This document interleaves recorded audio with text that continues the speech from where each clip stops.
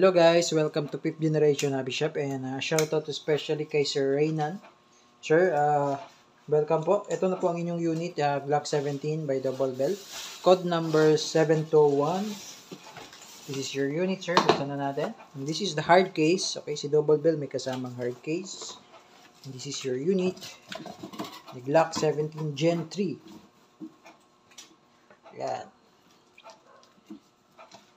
Ito yung unit, metal slide polymer frame, standard sight, front and rear serrations. Okay. Ayan yung internals, Glock 17.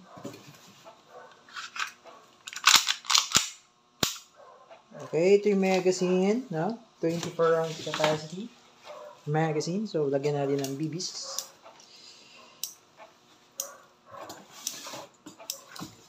Okay, so ganito po ang paglalagay ng gas, inverted position, pero si Glock 17 double bell, kailangan mo tanggalin yung mag base. So, ang pagtatanggal ng mag base, okay, press mo lang ito pababa, then slide, mag base.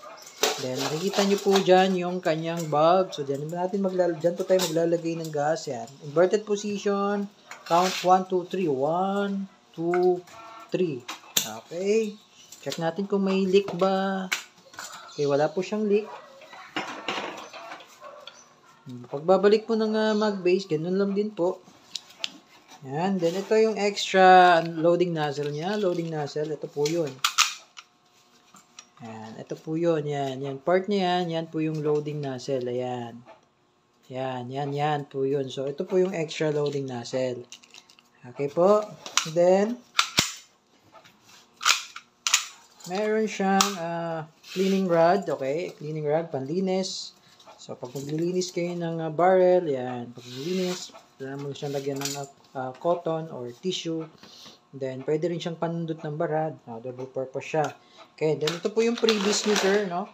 Sir Reynan, pre na 12, green gas tank, number 12, standard power. Tsaka ginawa ko ng 0.25 yung BBs nyo para mas mabigat. Mas maganda, mas mabigat. Okay, 0.25 GBBs. Okay, so again, double bell 721. Glock 17, code number 701, no? Glock. Okay, this is your unit. So, pwede mo siyang lagyan ng tactical flashlight, no? Tactical laser, kasi may tactical railing siya. Then, pwede mo rin siyang lagyan ng suppressor, tracer units. Pwede rin siya. Ayan. Okay, so, ang ganda ng unit. Glock 17. This is the Glock 17 unit of Sir Reynan. Okay, so, test fire po tayo. Ang unit mo, sir. Okay, so, may gas, may BBs na rin yan. Okay, test fire. Okay, Sir Reynan, ito na pong unit nyo. Glock 17, testing tayo. Okay. Yan, ready to fire. Firing.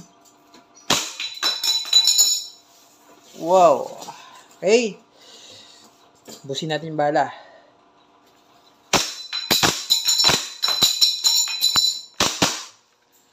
Okay, open slide. So, ganyan po itsura pag wala ng bala. Release the magazine.